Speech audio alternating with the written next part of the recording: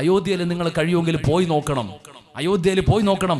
രണ്ട് കാര്യം, ആ ചരിത്രമൊക്കെ അവിടെ നിൽക്കട്ടെ. മുസ്ലിം ഉമ്മത്തിന്റെ പാരമ്പര്യ ചരിത്രവും ഇന്ത്യൻ ആർക്കിയോളജി ചരിത്രവും ഒക്കെ അവിടെ വെക്കാം. ബാബരി മസ്ജിദ് നിലനിന്നിരുന്നു പറഞ്ഞ അയോധ്യ ഇന്ത്യൻ ജനതയിൽ മുസ്ലിം ഉമ്മത്തിനെ ഇത്രമാത്രം ഭീതിവൽക്കരിക്കാൻ, ഭീകരവൽക്കരിക്കാൻ ആയുധമാക്കി മാറ്റിയ ആ മണ്ണിലൊന്നു പോയ ഒരു ഹൈന്ദവ സഹോദരനുണ്ടെങ്കിൽ അവന് മനസ്സിലാകും ഇത് കള്ളമാണ്, ഇത് നുണയാണ് എന്ന് മനസ്സിലാകും. ആ സ്ഥലത്ത് പോയിട്ടുള്ള ഒരാളാണ് ഞാൻ. അതുകൊണ്ടാ പറയാം, ഞാൻ ഈ സ്ഥലം പോയി കണ്ടിട്ടുള്ള ആളാണ്, വെറുതെ അങ്ങ് പറയല്ല. കിലോമീറ്ററുകളോളം വിശാലമായി നീണ്ടു നിവർന്നു കിടക്കുന്ന സരയുവിന്റെ തീരം, 600 മീറ്ററോളം വീതിയുള്ള സരയുവിന്റെ തീരം, ഹിമാലയ സാനുക്കളിൽ നിന്ന് ഒഴുകി വരുന്ന സരയുവിന്റെ മന്ദമാരുതനേറ്റ് കളിത്തൊട്ടിലായ ആ സുന്ദരമായ ആ മന്ദമാരുതനേറ്റിട്ടിരുന്ന് ഇബാദത്ത് ചെയ്യാൻ ഒരു സ്ഥലമില്ല എന്ന രൂപമായിരുന്നു മഹാനായ സഹീറുദ്ദീൻ ബാബറിന്റെ മുമ്പിലെങ്കിൽ, അതായിരുന്നു അന്നത്തെ പ്രശ്നമെങ്കിൽ, സഹീറുദ്ദീൻ ബാബർ അന്ന് സ്ഥലമില്ലാത്തതിന്റെ പേരിൽ ഈ പറയപ്പെട്ട സ്ഥലത്ത് ശ്രീരാമൻ എന്ന ആ സഹോദര സമുദായത്തിന്റെ നേതാവ് ജനിച്ച സ്ഥലം, അവിടെ ഉണ്ടായിരുന്ന ആരാധനാലയം തകർത്തിട്ട് അവിടെ പള്ളി പണിയേണ്ടി വന്നു എന്ന് പറയുകയാണെങ്കിൽ സ്ഥലപരിമിതി മാത്രമേ അതിന് കാരണമാകൂ, അല്ലേ? സ്ഥലപരിമിതി. ഇപ്പോൾ തിരുവനന്തപുരം പട്ടണത്തിലെ സ്റ്റാച്യുവിൽ സെക്രട്ടേറിയറ്റിന്റെ പരിസരത്ത് ഒരു ബിൽഡിംഗ് ഉണ്ടാക്കണം, സ്ഥലം മേടിക്കണം, ഒരു 10 സെന്റ് സ്ഥലം വേണം. ഇല്ല, ഒരു രക്ഷയില്ല, ഒക്കെ കെട്ടിടം കൊണ്ട് നിറഞ്ഞേക്കുക. എങ്കിൽ പിന്നെ ഏതെങ്കിലും ഒരു കെട്ടിടം മേടിച്ച് പൊളിച്ചു മാറ്റി തന്റെ ഇഷ്ടം അനുസരിച്ച് ഒരെണ്ണം പണിയണം, അത്രയല്ലേ പറ്റൂ. കാരണം കെട്ടിടങ്ങൾ കൊണ്ട് നിബിഡമാണ്. ഇങ്ങനെ ഒരു നിലപാടിലേക്ക് എത്തിയാൽ ഇന്ന് നിങ്ങൾ പോയി നോക്കിൻ കണ്ണെത്തൂല. ഹെക്ടർ കണക്കിന് ഭൂമി ഈ നൂറ്റാണ്ട് 4.5 കഴിഞ്ഞിട്ട് ഇന്നും ഈ പറയുന്ന സരയുവിന്റെ തീരത്ത് ഹെക്ടർ കണക്കിന് ഭൂമി ഇന്നും കാലിയ. ലോകം ഇത്രയും പുരോഗമിച്ചു, ജനസാന്ദ്രതയല്ല, അവിടെ കെട്ടിടങ്ങളുടെ സാന്ദ്രതയില്ല. സരയുവിന്റെ തീരത്ത് രാമജന്മഭൂമി എന്ന 4 സെന്റ് ഭൂമി ഷാർപ്പ് സ്ഥലം പിടിച്ചെടുത്തിട്ട് അതിനെ തകർത്തുകൊണ്ട് അവിടെ പള്ളി പണിയാലും മാത്രം ബാബറിന് നിർബന്ധമുണ്ടാകാൻ വഴിയില്ല. കാരണം സ്ഥലപരിമിതി ഇന്നുമില്ല, ഹെക്ടർ കണക്കിന് ഭൂമി ഇന്നും കാലിയ. അപ്പൊ പിന്നെ സ്ഥലപരിമിതിയുടെ വിഷയം പറയണോ? ഇനി രാമജന്മഭൂമിയിലെ ശ്രീരാമന്റെ ആ ജന്മഭൂമിയിൽ ഉണ്ടായിരുന്ന അമ്പലം തകർത്തു എന്ന് പറഞ്ഞെങ്കിൽ സാമാന്യം ബുദ്ധി ഉപയോഗിച്ചൊന്ന് ചിന്തിക്കണം. അമ്പലങ്ങളോട്, ഇതര വിശ്വാസികൾ ആരാധനാലയങ്ങളോട് അറപ്പും വെറുപ്പുമുള്ള വ്യക്തിയായിരുന്നു ബാബറെങ്കിൽ നിങ്ങളതാ യൂട്യൂബിൽ കയറിയിട്ട് ഒന്ന് അയോധ്യ അടിച്ചു നോക്കി. 1000 വർഷത്തിലധികം പഴക്കമുള്ള ഗോപുരങ്ങൾ, അമ്പലങ്ങൾ ഇന്നും തലയുയർത്തി നിൽക്കുന്നു. ഈ സരയുവിന്റെ തീരത്ത് അയോധ്യയിൽ ഇന്നും നിൽക്കുക. 100 അമ്പലം നിൽക്കുക, അതിൽ ഒരെണ്ണം മാത്രം തളർത്തു, ബാക്കിയൊക്കെ വിട്ടു. അല്പബോധം വേണ്ട ഈ പറയണേ, അല്ലേ? സാമാന്യം ഒന്ന് ആലോചിക്കണ്ടേ? ഇവിടെ അമ്പലത്തിനോട് വെറുപ്പാണെങ്കിൽ എല്ലാം പൊളിക്കണ്ടേ? അമ്പലത്തിനോട് വെളുപ്പാണെങ്കിൽ എല്ലാം പൊളിക്കണം. എന്തേ ഒരെണ്ണം മാത്രം? പറയപ്പെടുന്ന എന്താണ്? അദ്ദേഹം അമ്പല വിരോധിയായിരുന്നു, ഇതര വിശ്വാസികളോടുള്ള അക്രമം കാണിച്ച ആളായിരുന്നു എന്ന് പറയുമ്പോൾ എല്ലാം പൊളിക്കണമല്ലോ. പക്ഷെ അതുണ്ടായില്ല. പിന്നെന്താ? അത് ചരിത്രം. ഇന്നും ആ പ്രതീകങ്ങൾ അതുപോലെ നിൽക്കുകയാണ്. 1000 വർഷത്തോളം പഴക്കമുള്ള അമ്പലങ്ങളിൽ നിന്നും സുന്ദരമായ അയോധ്യയിൽ ആ സരയുവിന്റെ തീരത്ത് മന്ദമാരുതനേറ്റ് നിൽക്കുന്നുവെങ്കിൽ മഹാനായ സഹീറുദ്ദീൻ ബാബർ കവർ ചെയ്യപ്പെട്ട ഭൂമിയിൽ നിസ്കാരം ശരിയാവില്ല എന്ന് പഠിപ്പിച്ച ഫിഖ് അനുസരിച്ച് ജീവിക്കുന്ന മഹാനായ സഹീറുദ്ദീൻ ബാബർ ഒരിക്കലും അത് ചെയ്തിട്ടില്ല, ചെയ്യുകയുമില്ല. സത്യത്തിൽ ഇസ്ലാമിക ജീവിതം അനുധാവനം ചെയ്ത മുഗൾ ഭരണാധികാരികൾ വെറും 2 പേരാണ്. ഒന്ന് സഹീറുദ്ദീനുൽ ബാബർ, മറ്റൊന്ന് മഹാനായ ഔറംഗസീബ് ആലംഗീർ റഹിമഹുല്ലാഹു തആല അലൈഹി. തഹജ്ജുദ് പോലും മുടക്കാതെ പരിശുദ്ധ ഖുർആനിന്റെയും തിരുവചനങ്ങളെയും അക്ഷരാർത്ഥത്തിൽ അനുധാവനം ചെയ്ത 2 വ്യക്തികൾ അവർ മാത്രമാണ്. ആ സഹീറുദ്ദീൻ ബാബർ ആര് ചെയ്തെന്ന് പറഞ്ഞാലും സഹീറുദ്ദീൻ ബാബർ ഒരിക്കലും അത് ചെയ്യില്ല.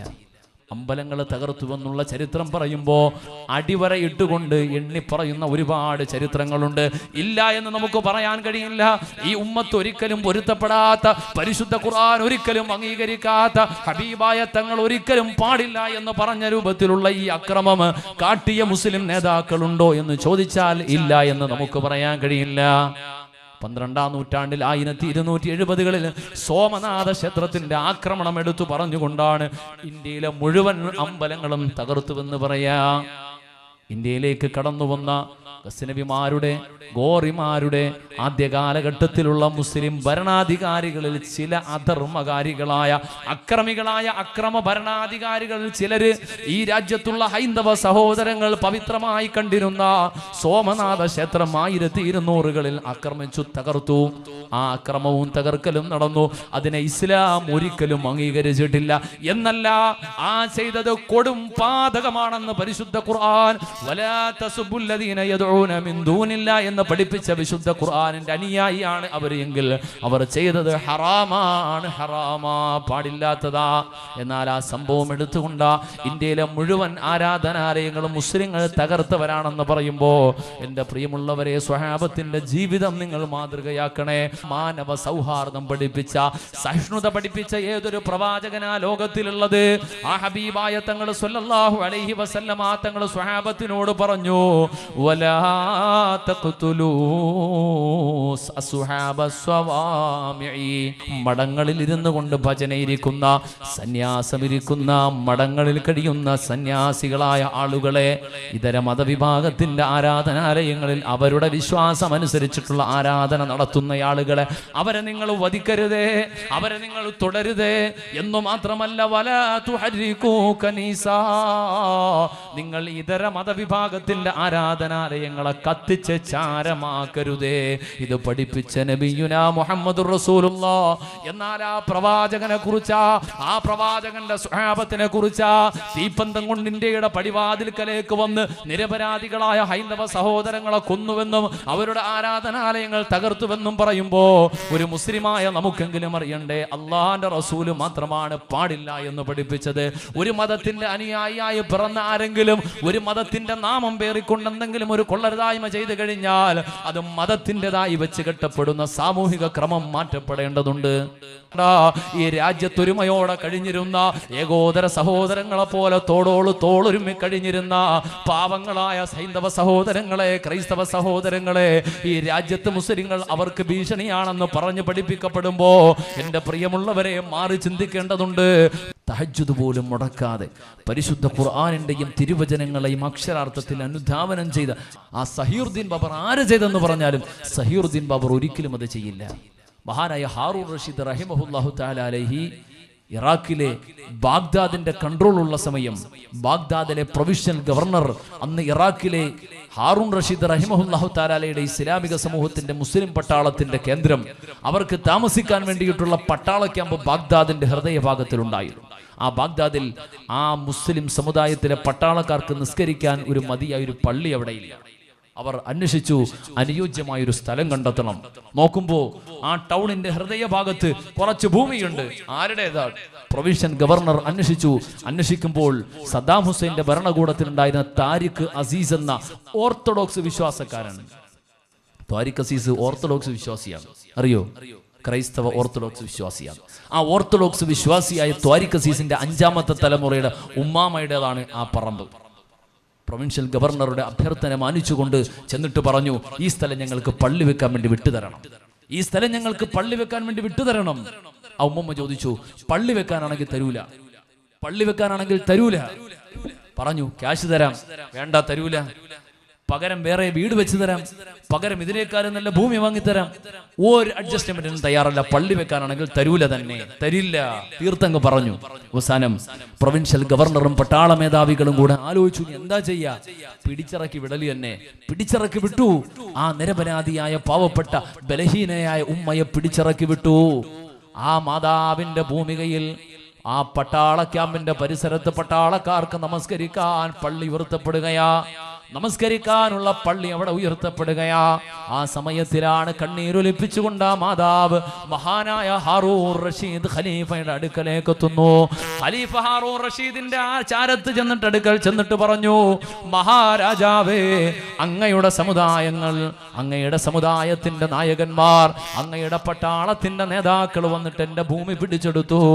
എന്നിട്ട് അവിടെ പള്ളി പണിഞ്ഞുകൊണ്ടിരിക്കുകയാണ്. എനിക്ക് പൊരുത്തമില്ല, എനിക്ക് ഇഷ്ടമില്ല, ഞാൻ തന്നിട്ടില്ല, പൊരുത്തമില്ലാത്ത ഭൂമിയാണെന്ന് പറയുമ്പോ ഹാറൂൺ റഷീദ് റഹിമഹുല്ലാഹു തആല അലൈഹി ഉടൻ തന്നെ ബാഗ്ദാദ് പട്ടണത്തിലേക്ക് എത്തി. പ്രൊവിൻഷ്യൽ ഗവർണറെ വിളിപ്പിച്ചു, പട്ടാള മേധാവികളെ വിളിപ്പിച്ചിട്ട് പറഞ്ഞു, പൊളിച്ചു മാറ്റടോ ആ പള്ളി, പൊളിച്ചു മാറ്റണം.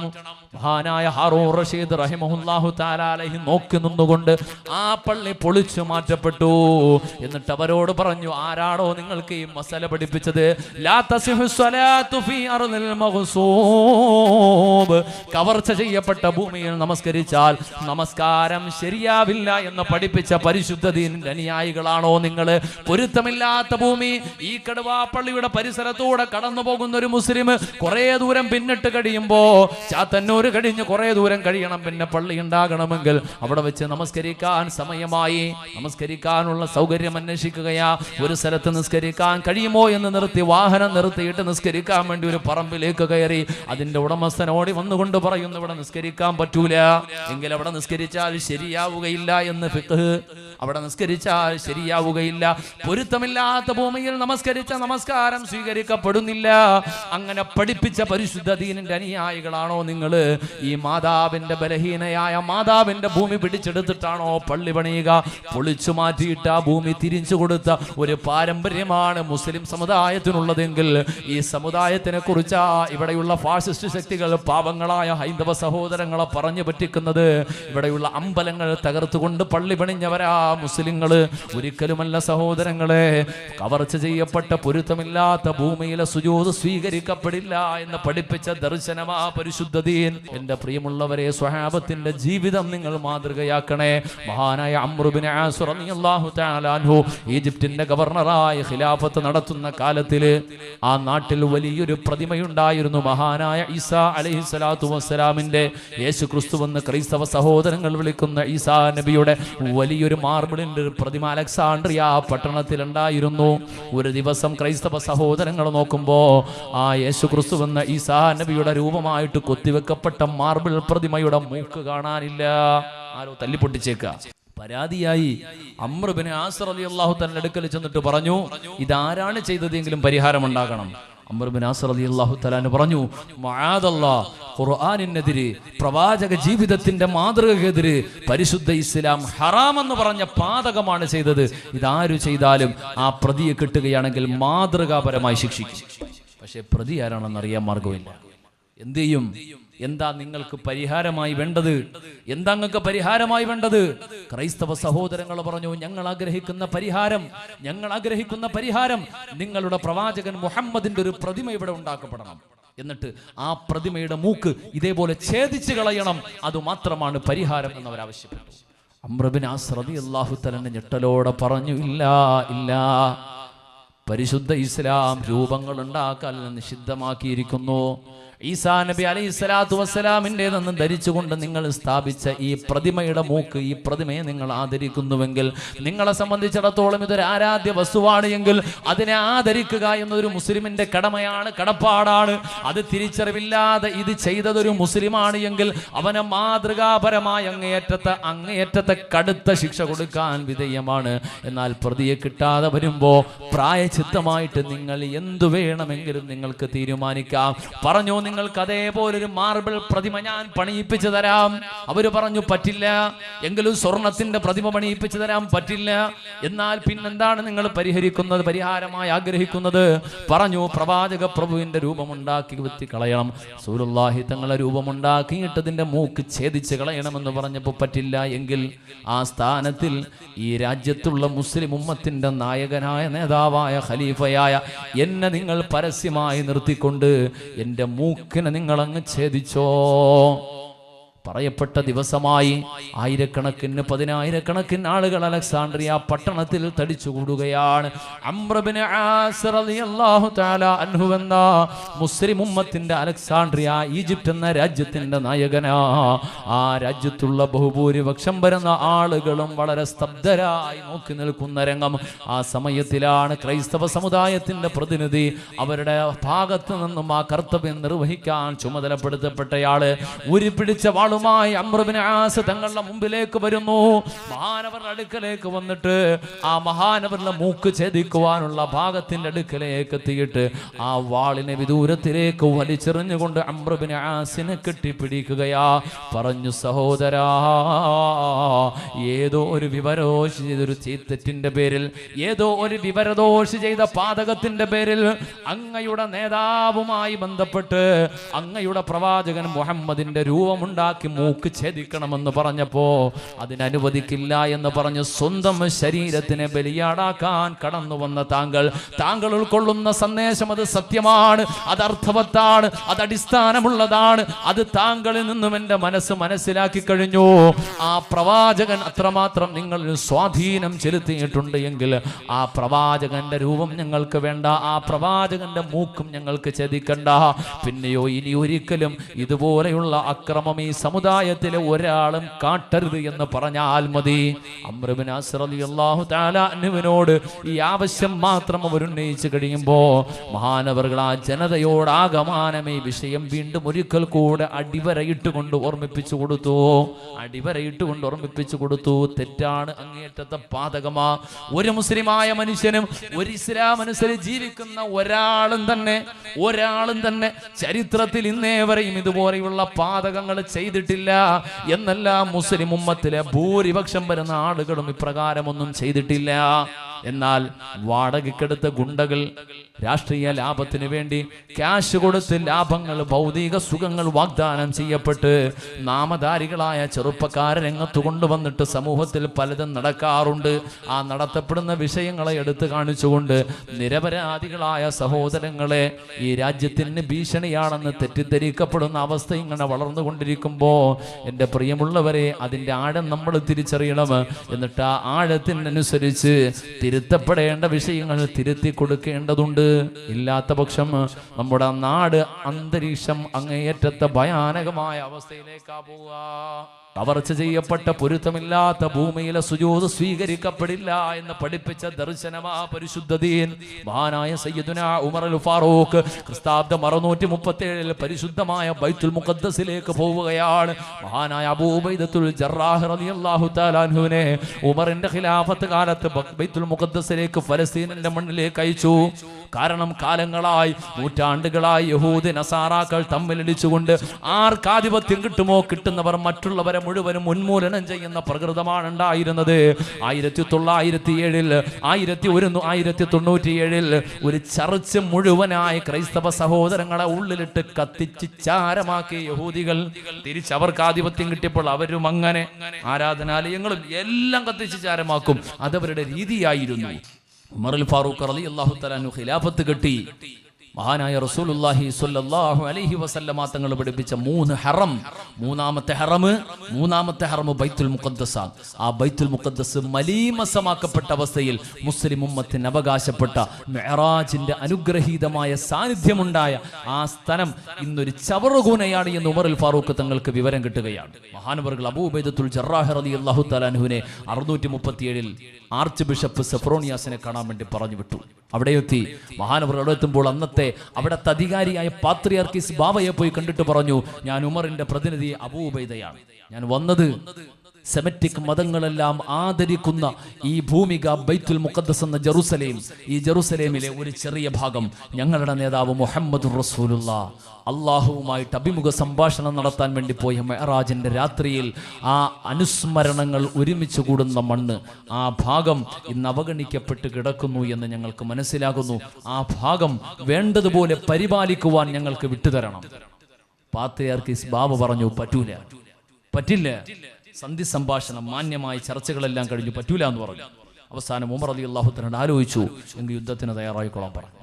ക്രിസ്താബ്ദം 637 ബൈത്തുൽ മുഖദ്ദസ് മഹാനായ അബൂ ഉബൈദയുടെ കയ്യിലൂടെ മുസ്ലിം ഉമ്മത്തിന്റെ ഉമറിന്റെ ഖിലാഫത്തിന്റെ കീഴിലേക്ക് വരികയാണ്. ഉമ്മത്തിന്റെ ഖിലാഫത്തിന്റെ ഭാഗമായി മാറി. മഹാനായ ഉമർ അൽ ഫാറൂഖ് തങ്ങളുടെ അധികാരത്തിന്റെ കീഴിലേക്ക് വന്നു എന്ന് ഉറപ്പിക്കപ്പെട്ടതോടുകൂടി വിജയപ്രഖ്യാപനം കഴിഞ്ഞപ്പോ ആർച്ച് ബിഷപ്പ് സെഫ്രോണിയാസ് നേതാക്കളെ വിളിച്ചുകൊണ്ട് തന്റെ അനുയായികളോട് പറഞ്ഞു, ഇനി കാര്യം കഴിഞ്ഞു. ജൂതന്മാരെ പോലെയുമല്ല, ഇവര് മുഴുവനും നമ്മളെ തുടച്ചു നീക്കുന്നതാ, മുഴുവൻ ആളുകളെയും തുടച്ചു നീക്കുന്നതാ. ഉടൻ തന്നെ മഹാനായ അബൂ ഉബൈദ റളിയല്ലാഹു തആല അൻഹുവിനോട് പറഞ്ഞു, ഞങ്ങൾ ആദ്യം കുറച്ച് മസില് പിടിച്ചു എന്നത് ശരി തന്നെയാ, ഇപ്പം നിങ്ങൾ ഞങ്ങളെ കീഴടക്കിയിരിക്കുകയാ, ഞങ്ങൾ പരാജയം സമ്മതിച്ചിരിക്കുകയാ. ഈ സമയത്ത് നിങ്ങളുടെ ഖലീഫയെ കാണാൻ ഒരു ആഗ്രഹമുണ്ട്, അവസരമുണ്ടാക്കി തരുമോ? അബൂ ഉബൈദ കത്തെഴുതി. അടുത്ത നാടുകളിൽ മഹാനായ സയ്യിദുനാ ഉമർ അൽ ഫാറൂഖ്, ഉമർ എന്ന പേര് കേട്ടാൽ ലോകം കിടുകിടാ വിറപ്പിച്ച ഉമർ അൽ ഫാറൂഖ് ഒരു കുതിര ഒട്ടകത്തിന്റെ പുറത്ത് ഒരു മാസത്തെ വഴിയായി യാത്രക്ക് ശേഷം ബൈത്തുൽ മുഖദ്ദസിന്റെ മണ്ണിലേക്ക് വരികയാ. മഹാനവറുടെ വരവിന്റെ ദിവസമെടുക്കാൻ തുടങ്ങി. പാത്രിയാർക്കീസ് ബാവയും ആർച്ച് ബിഷപ്പ് സെഫ്രോണിയാസും അങ്ങേയറ്റത്തെ ഹർഷാരവങ്ങളോടെ ഖലീഫയെ സ്വീകരിക്കുവാൻ പരിവാരങ്ങളുമായി വരാന്തയിൽ അതിന്റെ കവാടത്തിങ്കൽ, ആ രാജ്യത്തിന്റെ കവാടത്തിങ്കൽ കാത്തു നിൽക്കുന്നു. അങ്ങനെ ഇരിക്കുമ്പോഴാണ് മദീനയിലേക്ക് ഹബീബായ തങ്ങൾ വരുന്നത് പോലെ വിദൂരത്ത് നിന്നും ഇങ്ങനെ കടന്നു വരുന്ന രണ്ടാളുകൾ സഞ്ചരിച്ചു വരുന്ന ഒട്ടകത്തിനെ കാണുന്നു. ആ സമയത്തിൽ മദീനത്തിലേക്ക് സഞ്ചരിച്ചു വന്ന സ്വഹാബത്തിന്റെ അനുസ്മരണം. അതേപോലെ തന്നെ മഹാനായ ഉമർ ഫാറൂഖ് തങ്ങൾ ബൈത്തുൽ മുഖദ്ദസിലേക്ക് പോകുമ്പോ ഒരു വാഹനം ആ കൂട്ടത്തിലുണ്ടായിരുന്നത്. ഊഴമനുസരിച്ച് തന്റെ ഖാദിമ് യാത്ര ചെയ്യുമ്പോൾ യജമാനനായ മഹാനായ ഉമർ ഫാറൂഖ് ഇറങ്ങി കടിഞ്ഞാണ് പിടിച്ചുകൊണ്ട് ഇങ്ങനെ നടന്നു പോകും. ആ സമയത്തിൽ അങ്ങനെ നടന്ന് ഈ ബൈത്തുൽ മുഖദ്ദസ് ഇരിക്കുന്ന ജെറുസലേമിന്റെ കവാടമെത്തുമ്പോ മഹാനായ ഉമർ ഫാറൂഖ് കടിഞ്ഞാണ് പിടിച്ചുകൊണ്ട് കടന്നു പോകുന്ന കാഴ്ചയായിരുന്നു. ഉമർ ഫാറൂഖ് കവാടത്തിന്റെ അടുക്കലേക്ക് എത്തുമ്പോ ഒട്ടകപ്പുറത്തിരിക്കുന്ന മനുഷ്യന്റെ നേരെ അത് ഹാരവുമായി ഷാളുമായിട്ട് പാത്രിയാർക്കീസ് ബാബ പോയിട്ട് ഷാളിടാൻ നേരത്ത് അബൂ ഉബൈദ പറഞ്ഞു കൊടുത്തു, ഖലീഫയായിട്ട് നിങ്ങൾ മനസ്സിലാക്കുന്നയാള് ആ ഒട്ടകത്തിന്റെ പുറത്തിരിക്കുന്നയാളല്ല, ഈ നടന്നു വരുന്നയാളാ. ഉമർ ഫാറൂഖ് തങ്ങള് ഞെട്ടിപ്പോയി. സുബ്ഹാനല്ലാഹ്.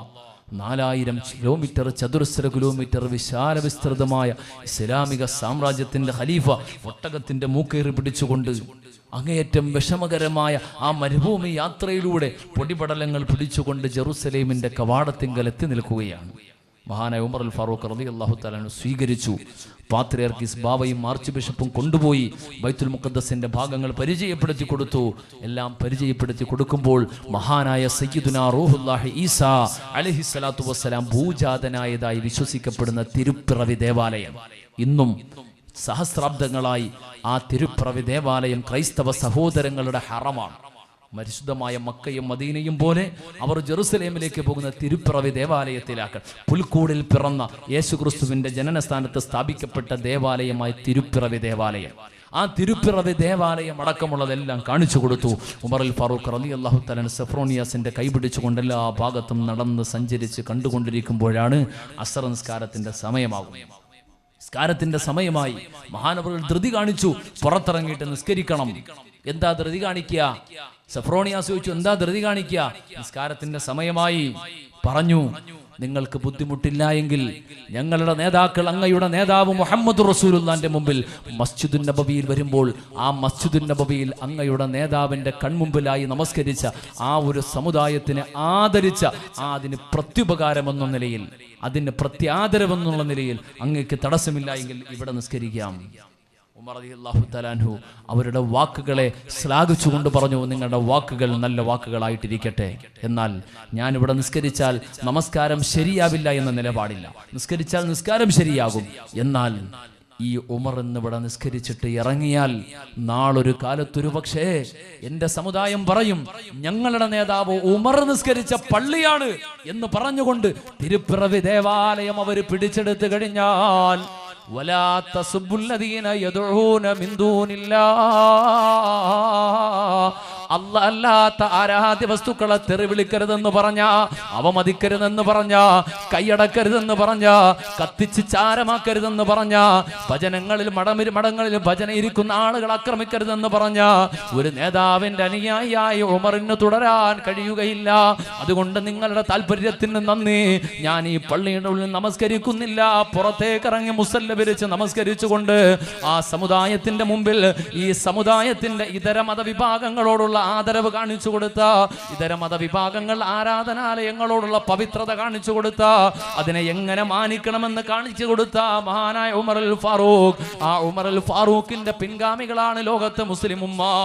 ഈ മുസ്ലിം ഉമ്മത്തിന്റെ 99.4% ഇതുപോലെ മര്യാദയുള്ളവരായി ജീവിക്കുന്നുവെങ്കിൽ ഭൗതിക ലാഭങ്ങളുടെ പേരിൽ പറഞ്ഞുറപ്പിച്ച വ്യവസ്ഥകളുടെ അടിസ്ഥാനത്തിൽ പെണ്ണിന്റെ പണത്തിന്റെ അധികാരത്തിന്റെ ക്യാഷിന്റെ നോട്ടുകെട്ടിന്റെ ബലത്തിലൂടെ ചാവേറുകളായി പൊട്ടിത്തെറിക്കാൻ ആളുകളെ കണ്ടെത്തിയിട്ട്, ഭീകരാക്രമണത്തിന് ആളുകളെ കണ്ടെത്തിയിട്ട്, നിരപരാധികളായ ഏതെങ്കിലും ഒരു ഹൈന്ദവ സഹോദരൻ അക്രമത്തിലൂടെ കീഴ്പ്പെടുത്തുന്ന വീഡിയോ എടുക്കാൻ ഒരാളെ കണ്ടെത്തിയിട്ട് അത് ലോക മുസ്ലിങ്ങളുടെ നിലപാടാണെന്ന് പറയുന്നവരെ, ഇപ്രകാരം ഒരു നിലപാട് പരിശുദ്ധ ഇസ്ലാമിനില്ല.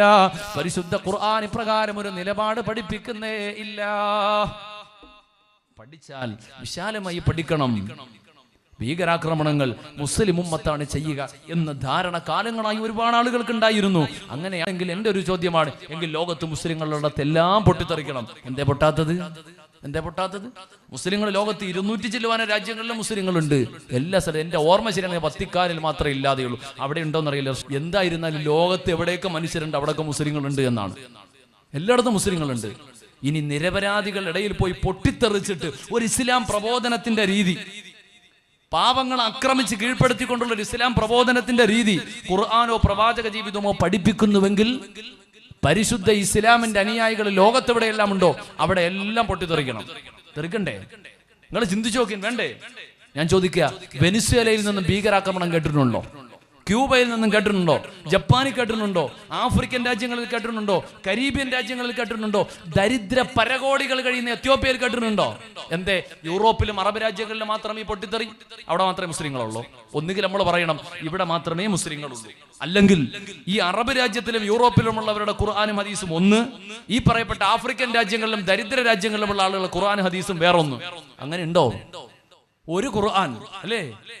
ആഫ്രിക്കയിൽ പോയാലും അമേരിക്കയിൽ പോയാലും ജപ്പാനിൽ പോയാലും ന്യൂസിലാൻഡിൽ പോയാലും ലോകത്തിൽ എവിടെ പോയാലും മുസ്ലിം ഉമ്മത്തിന് ഒരേ ഒരു ഖുർആനേ ഉള്ളൂ.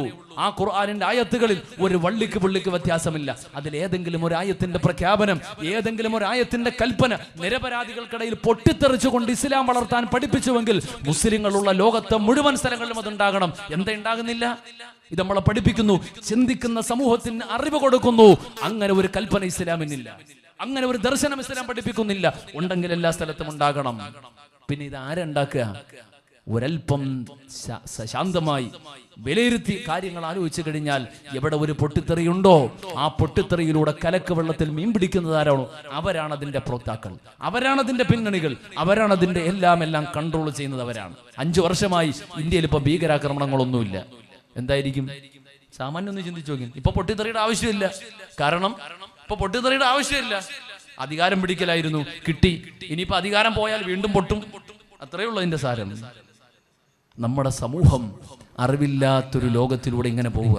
ഈ രാജ്യത്തൊരുമയോടെ കഴിഞ്ഞിരുന്ന ഏകോദര സഹോദരങ്ങളെ പോലെ തോളോട് തോളൊരുമി കഴിഞ്ഞിരുന്ന പാവങ്ങളായ ഹൈന്ദവ സഹോദരങ്ങളെ, ക്രൈസ്തവ സഹോദരങ്ങളെ ഈ രാജ്യത്ത് മുസ്ലിങ്ങൾ അവർക്ക് ഭീഷണിയാണെന്ന് പറഞ്ഞ് പഠിപ്പിക്കപ്പെടുമ്പോ എൻ്റെ പ്രിയമുള്ളവരെ മാറി ചിന്തിക്കേണ്ടതുണ്ട്. മഹാനായ ഡോക്ടർ ലക്ഷ്മി ശങ്കരാചാര്യ എന്ന് പറയുന്ന വലിയൊരു സംഘപരിവാറിന്റെ ബൗദ്ധിക ആചാര്യൻ ഉണ്ടായിരുന്നു. ഞാൻ അദ്ദേഹത്തിന്റെ ബുക്ക് കയ്യിൽ എടുത്തു വെച്ചതാ, പക്ഷേ മറന്നുപോയി. IPH പുറത്തിറക്കിയിട്ടുണ്ട്. 1989-കളിൽ ബാബരി മസ്ജിദിന്റെ തകർച്ചയടക്കമുള്ള ഇന്ത്യയിലെ ആയിരക്കണക്കിന് കലാപത്തിന് ശക്തി പറഞ്ഞ ഗ്രന്ഥമാണ്. ആ മനുഷ്യൻ 1989 the history of Islamic terrorism എന്ന പേരിൽ ഒരു പുസ്തകം എഴുതി. അതായത് ഇസ്ലാമിക തീവ്രവാദത്തിന്റെ ചരിത്രം എന്ന പേരിൽ ഒരു പുസ്തകം എഴുതി. ആ പുസ്തകത്തിലുള്ള ഓരോ വാക്കുകളും ഞാൻ നേരത്തെ പറഞ്ഞു വെച്ച ശ്രീകാന്ത് എന്ന സഹോദരനടക്കമുള്ള ആളുകളിലൂടെ നൂറുകണക്കിന് സഹോദര സമുദായത്തിനിടയിൽ തെറ്റിദ്ധാരണകൾ പരത്തപ്പെട്ട ഗ്രന്ഥങ്ങളിലൊന്നാ. ആ ഗ്രന്ഥത്തിലൂടെ ഒരുപാട് അക്രമങ്ങൾക്ക് ശക്തി പകർന്നിട്ടുണ്ട്. ആ ഗ്രന്ഥം കയ്യിലെടുത്തുകൊണ്ട് സഹാറംബുകാരനായ മഹാനായ കലീമുല്ലാ സിദ്ദീഖി വലിയൊരു പ്രബോധകനാണ് മഹാനായ ലക്ഷ്മി ശങ്കരാചാര്യയെ കാണാൻ ചെന്നു. എന്നിട്ട് പറഞ്ഞു, ബഹുമാനപ്പെട്ടവരെ, നിങ്ങൾ മുസ്ലിം ഉമ്മത്തിനെ കുറിച്ച്, പരിശുദ്ധ ഖുർആനിനെ കുറിച്ച്, ഹബീബായ മുത്ത് റസൂൽ തങ്ങളെ കുറിച്ച് ഇപ്രകാരം എഴുതി വെച്ചിരിക്കുന്നുവല്ലോ. ഇതെവിടെയെങ്കിലും വല്ല ആധികാരികമായ തെളിവുകൾ അടിസ്ഥാനത്തിലാണോ? ചർച്ചകൾ നീണ്ടുപോയി. 2-3 വർഷക്കാലത്തെ അശ്രാന്ത പരിശ്രമത്തിലൂടെ നടന്ന ചർച്ചകൾക്കൊടുവിൽ Swami Lakshmi Shankaracharya Islam not terrorism, Islam not terrorism, ഇസ്ലാം തീവ്രവാദമല്ല, ഇസ്ലാം ഭീകരവാദമല്ല എന്ന് പറഞ്ഞുകൊണ്ട് പശ്ചാത്താപത്തോടെ മാറ്റി എഴുതിയ തന്റെ ഗ്രന്ഥം 1989-കളിൽ ഹിസ്റ്ററി ഓഫ് ഇസ്ലാമിക് ടെററിസം എന്ന പുസ്തകം എഴുതിക്കൊണ്ട് എന്റെ ഗ്രന്ഥത്തിലൂടെയാണ് നിങ്ങൾ ഈ രാജ്യത്തെ അക്രമങ്ങൾ വിതയ്ക്കുവാൻ കാരണക്കാരായതെങ്കിൽ ഞാൻ തന്നെ പറയുന്നു, എൻ്റെ സഹോദരങ്ങളെ, ഞാൻ മനസ്സിലാക്കിയ ഒരു കാലത്ത് ഞാൻ ഇസ്ലാമിനെ കുറിച്ച് മനസ്സിലാക്കിയതല്ല യാഥാർത്ഥ്യം. ഒരു കാലത്ത് ഞാൻ പ്രവാചകൻ മുഹമ്മദിനെ കുറിച്ച് മനസ്സിലാക്കിയതല്ല യാഥാർത്ഥ്യം. ഞാൻ അതിൻ്റെ സത്യാവസ്ഥ ബോധ്യപ്പെട്ടുകൊണ്ട് ഞാനിതാ അത് തിരുത്തിക്കൊണ്ട് പുറത്തിറക്കിയ ഗ്രന്ഥമാണിത്. ഇസ്ലാം ഭീകരതയല്ല എന്ന പേരിൽ IPH എന്നത് പ്രസിദ്ധീകരിച്ചിട്ടുണ്ട്. ഞാൻ എൻ്റെ വാഹനത്തിൽ എപ്പോഴും കയ്യിൽ കരുതാറുള്ളതാണ്. ഒരു മുസ്ലിമിനെ സംബന്ധിച്ചിടത്തോളം സഹോദര സമുദായത്തിലെ നമ്മുടെ രാജ്യത്ത് മാത്രം വർഗീയവൽക്കരണം നടന്നുകൊണ്ടിരിക്കുമ്പോ ഇതുപോലെയുള്ള പുസ്തകങ്ങൾ വാങ്ങി കയ്യിൽ കരുതിയാൽ, സഹോദരങ്ങളായ നമ്മുടെ വേണ്ടപ്പെട്ട ആളുകൾക്ക് ഹദിയായിട്ട് ദാനമായിട്ട് കൊടുത്തു കഴിഞ്ഞാൽ സമൂഹത്തിലുള്ള ഈ വർഗീയവൽക്കരണത്തിനെ തടയാൻ നമുക്ക് കഴിയും. വാചാലതയില്ല, എനിക്ക് പറഞ്ഞ് മനസ്സിലാക്കി കൊടുക്കാൻ കഴിയില്ല എന്ന് വിഷമിക്കുന്നവരുണ്ടെങ്കിൽ ഈ ഒരു പുസ്തകം കയ്യിലേക്ക് കൊടുത്താൽ മതി. ലക്ഷ്മി ശങ്കരാചാര്യയെ കഴിയുമെങ്കിൽ കേരളത്തിൽ കടുവാപ്പള്ളിക്കാർ വിചാരിച്ചാൽ ചിലപ്പം കഴിയും. അടുത്ത വർഷം കഴിയുമെങ്കിൽ നിങ്ങൾ ഒരു വലിയ നബിദിന സമ്മേളനം നടത്തണം. കുട്ടികളെ കൊണ്ടല്ല റാലി നടത്തേണ്ടത്. വലിയ മുതിർന്ന ആളുകൾ വൈകുന്നേരം റബീഉൽ അവ്വൽ 1-നോ അതിനുശേഷമോ ഒരു വലിയ നബിദിന സമ്മേളനം നടത്തണം. എന്നിട്ട് ലക്ഷ്മി ശങ്കരാചാര്യയെ പോലെ ഒരുപാട് ആളുകളുണ്ട്. ഒരു കാലത്ത് പ്രവാചകന്റെ വിരോധികളായിരുന്നു അവർ. പ്രവാചകന്റെയും ഇസ്ലാമിന്റെയും ബദ്ധശത്രുക്കളായിരുന്നു. എന്താണ് ഇസ്ലാം എന്ന്, ആരാണ് പ്രവാചകനാണെന്ന് തിരിച്ചറിഞ്ഞു കഴിഞ്ഞപ്പോ അവർ സ്വന്തം നാവ് കൊണ്ട് ഞങ്ങൾ പറഞ്ഞത് തെറ്റായിരുന്നു, സഹോദരങ്ങളെ നിങ്ങൾ തെറ്റിദ്ധരിച്ചു പോവുകയാ, ഈ രാജ്യത്ത് അക്രമങ്ങൾ ഉണ്ടാക്കാൻ നിങ്ങളെ വിഷലിപ്തമായ കള്ളക്കഥകൾ പറഞ്ഞ് പഠിപ്പിക്കപ്പെടുകയാ, അക്രമ രാഷ്ട്രീയത്തിന്റെ വക്താക്കളാണ് ഇതിന്റെ പിന്നിലുള്ളത് എന്ന് പറഞ്ഞുകൊണ്ടെന്ന് പ്രബോധകനായി സ്വന്തം ചാനൽ തുടങ്ങിക്കൊണ്ട് ഇന്ത്യയിൽ അങ്ങോളം ഇങ്ങോളം പരിശ്രമിക്കുന്ന കാൺപൂരുകാരനായ സ്വാമി ലക്ഷ്മി ശങ്കരാചാര്യ യൂട്യൂബിൽ കയറി ഇന്ന് തന്നെ നിങ്ങൾ അടിച്ചു നോക്കിന്. അഗ്നിവേശിനെ പോലെയുള്ള ഒരുപാട് ആളുകളുണ്ട്. ഇത്തരത്തിലുള്ള ആളുകളെ കൊണ്ടുവന്നാൽ സമൂഹത്തിന് പറഞ്ഞ് മനസ്സിലാക്കി കൊടുക്കേണ്ടതുണ്ട്. രാജ്യത്ത് ഇതുപോലെ അക്രമ രാഷ്ട്രീയത്തിലൂടെ ഒരു സമുദായത്തിനെ പ്രതിസ്ഥാനത്ത് നിർത്തിക്കൊണ്ട് അക്രമ രാഷ്ട്രീയത്തിലൂടെ രാജ്യത്തിനെ തകർക്കാൻ ശ്രമിക്കപ്പെടുമ്പോ അവിടെ ഞാനും നിങ്ങളും അടക്കമുള്ള ഇന്ത്യയിലെ ഒരു മുസ്ലിമിനെ സംബന്ധിച്ചിടത്തോളം 1965 മഹാനായ സയ്യിദ് അബുൽ ഹസൻ അലി നദ്വി ബർമയിലേക്ക് എത്തിയിട്ട് മുസ്ലിങ്ങളോട് വലിയൊരു ദുരന്തം വരാനിരിക്കുന്നുവെന്ന് പറയുമ്പോ ഞങ്ങൾക്കിത് സംഭവിക്കില്ല എന്ന് ശുഭാപ്തി വിശ്വാസം വിശ്വസിച്ച ആ റോഹിംഗ്യൻ അഭയാർത്ഥികൾ ഇന്ന് കയയില്ലാ കടലിലൂടെ അലഞ്ഞു നടക്കുകയാ. അവർ ഗതികിട്ട പ്രേതങ്ങളെ പോലെ അലഞ്ഞു നടക്കുകയാണെങ്കിൽ ഈ രാജ്യത്ത് ഞാൻ നിങ്ങളും അടക്കമുള്ള ആളുകൾ പൗരത്വം പോലും നിഷേധിക്കപ്പെടുന്നതിന്റെ പടിവാതിൽക്കലെത്തി നിൽക്കുമ്പോ ആ പൗരത്വ നിഷേധത്തിന്റെ ഘട്ടമെത്തിയിട്ട് പോലും, വോട്ടവകാശം നിഷേധിക്കപ്പെടുന്ന ഘട്ടമെത്തിയിട്ട് പോലും ഇവിടെ വ്യക്തമായ ശക്തമായൊരു നിലപാടെടുക്കാൻ, ശക്തമായ നടപടികളും നിലപാടുകളും എടുക്കാൻ അധികാര കേന്ദ്രങ്ങൾ പോലും മൗനികളായി അതിനോട് അനുകമ്പ കാണിച്ചുകൊണ്ട് അനുഭാവപൂർണമായ നിലപാടുകളുമായിട്ട് ഒത്തുചേരുമ്പോ ഇവിടെ പ്രതിസ്ഥാനത്ത് വരുന്നത് ഈ അക്രമത്തിന്റെ ഇതിന്റെ എല്ലാത്തിന്റെയും കാരണക്കാരായ ഒരു പക്ഷേ മാറുന്നത് ഞാനും നിങ്ങളും അടക്കമുള്ള ഉമ്മത്തുൽ മുസ്ലിമത്തിന്റെ അനുയായികളാ. എന്താണ് എന്ന് ചോദിച്ചാൽ നമ്മുടെ സഹോദരങ്ങൾ, നമ്മുടെ അയൽക്കാര്, നമ്മുടെ വേണ്ടപ്പെട്ടവർ, നമ്മുടെ കസ്റ്റമേഴ്സ്, നമ്മുടെ ബന്ധുമിത്രാദികളുമായി ബന്ധപ്പെട്ട ആളുകൾ, അവരുമായിട്ട് അങ്ങേയറ്റം അവരുടെ ഇടയിലേക്ക് ഇറങ്ങിച്ചെന്നുകൊണ്ട് ബന്ധം സ്ഥാപിക്കുക, തെറ്റിദ്ധാരണകളുടെ നിവാരണം ചെയ്യുക, സൗഹൃദങ്ങൾ ഊട്ടി ഉറപ്പിക്കപ്പെടുക, യാതൊരു തടസ്സവുമില്ല. പരിശുദ്ധ ഖുർആൻ ലാ യൻഹാകുമുല്ലാഹു അനിൽ ലദീന ലം യുഖാതിലൂകും ഫിദ്ദീൻ, പരിശുദ്ധ ഇസ്ലാമിന്റെ പേരിൽ നിങ്ങളോട് ശത്രുത കാണിക്കാത്ത ആളുകൾ, അവരോട് നിങ്ങൾ നന്മ കാണിക്കണേ, അവരോട് നിങ്ങൾ പുണ്യമായിട്ട് വർത്തിക്കണേ, അവരോട് നിങ്ങൾ മര്യാദയോടെ പെരുമാറണേ. ഹബീബായ ഷഫീഉനാ റസൂലുള്ളാഹി തങ്ങളുടെ ഖാദിമായിട്ട് കഴിഞ്ഞിരുന്നത് ഒരു ജൂത സഹോദരനായിരുന്നുവെങ്കിൽ ഹബീബായ തങ്ങൾ വഫാത്താകുമ്പോൾ അവിടുത്തെ പടയങ്കി കൊണ്ടുപോയി പണയം വെച്ചിരുന്നത് അയൽപക്കത്ത് താമസിച്ചിരുന്ന ജൂതനായ സഹോദരന്റെ വീട്ടിലായിരുന്നുവെങ്കിൽ മുത്ത് റസൂൽ തങ്ങളുടെ മദീന മുനവറയിൽ ഹബീബായ തങ്ങളും മരണപ്പെടുമ്പോഴും ബഹുസ്വര സമൂഹത്തിന്റെ സംഗമ ഭൂമിയായിരുന്നു മദീനയെങ്കിൽ ആ മദീന മുനവറയിൽ ഇരുന്നു കൊണ്ട് ലോകത്തിന്റെ നാനാ ഭാഗങ്ങളിലേക്ക് സമാനതകളില്ലാത്ത ഇസ്ലാമിന്റെ സന്ദേശം എത്തിക്കാൻ കഴിഞ്ഞതെങ്കിൽ ആ പ്രവാചകന്റെ അനുയായികളാ നമ്മള്, ആ പ്രവാചകന്റെ പിന്മുറക്കാരാ നമ്മള്. നമ്മുടെ അയൽപക്കങ്ങളിൽ കഴിയുന്ന സഹോദരങ്ങളോട് അങ്ങേയറ്റം അനുഭാവത്തോടെ പെരുമാറാൻ കഴിയണം, അവരുമായിട്ട് ഗാഢമായ ബന്ധത്തിൽ കഴിയാൻ കഴിയണം. അതിലൂടെ അല്ലാതെ അവര് തെറ്റിദ്ധരിക്കുമ്പോ അതിനെ കൂടുതൽ ശക്തി പകരുന്ന രൂപത്തിൽ മറുഭാഗത്ത് വാളും പരിചയം എടുത്തുകൊണ്ടിറങ്ങലല്ല പരിഹാരം. അവരുടെ തെറ്റിദ്ധാരണകൾ നിവാരണം ചെയ്തുകൊണ്ട് വേണ്ടതുപോലെ സമീപിക്കല അതിന്റെ പരിഹാരം.